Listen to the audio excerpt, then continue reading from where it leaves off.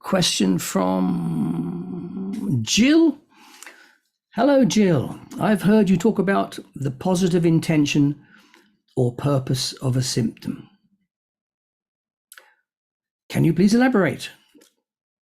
Well, I think I've actually kind of just done that. So let's just recap on that. This is where a symptom has a purpose. It's created as a way of coping with something. Let's say someone's a really heavy smoker. They're not actually really enjoying that. It's like a crutch. They've got crutches they're leaning on to support them. Well, if somebody comes to you on crutches and you just kick the crutches away in your therapy session, they're going to fall flat on their face, right? So if someone's a heavy smoker and you try and take that away, there's going to be great resistance to it happening because it's supporting them. It's doing something therapeutic, even though it's unhealthy. So there's a positive intention in the symptom to help the client. That is, it's a way of coping with something else. So in order to help somebody who has a symptom that's quite strong, we need to look at how is it helping the client. We don't take away the symptom. At this point, we don't take it away. We look at what it's doing in terms of its benefit for the client, the positive aspect. What's it doing for the client? And then we work on wherever that problem is. It could be extreme anxiety.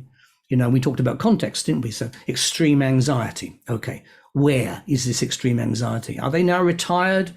Nothing to worry about? Let's assume plenty of money. Where's that anxiety coming from?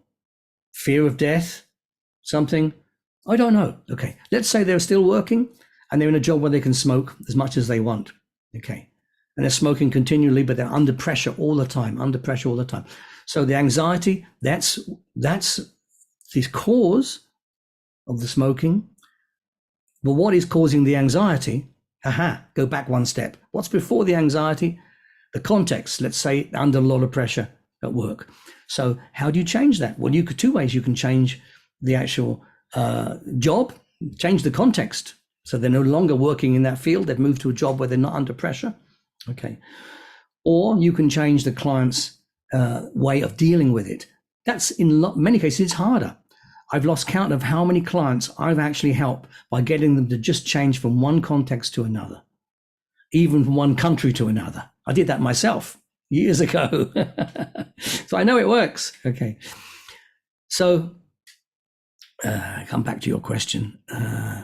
The positive intention of a problem or symptom. It's a symptom. It's a result of. Okay. Doesn't mean it's negative. It may be an unhealthy choice that the unconscious has made, but it has a purpose. So that's what we mean when we talk about a positive intention or purpose.